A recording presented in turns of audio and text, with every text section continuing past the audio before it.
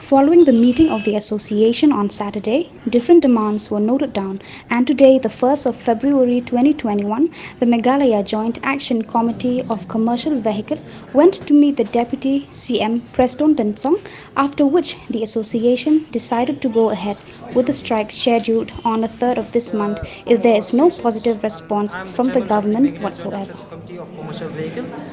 So we will start our strike since from day after tomorrow, it means the 3rd of February. So we will strike in all over the states of Meghalaya.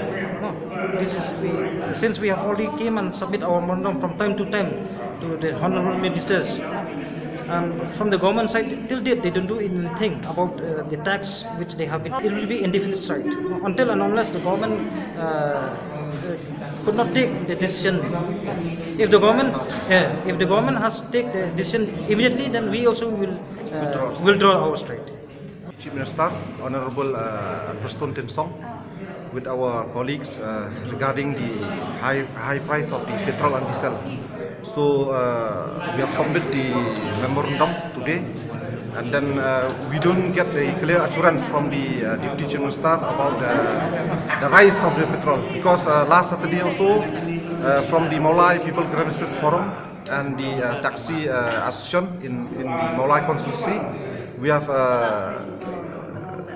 give a surprise visits inspection to the petrol pump to know what happened, to know that why the petrol is rising.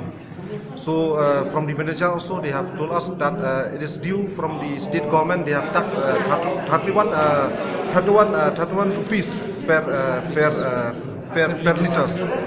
So today only we have met the Honorable Chief Minister and demanded that he should rethink about the price of the petrol.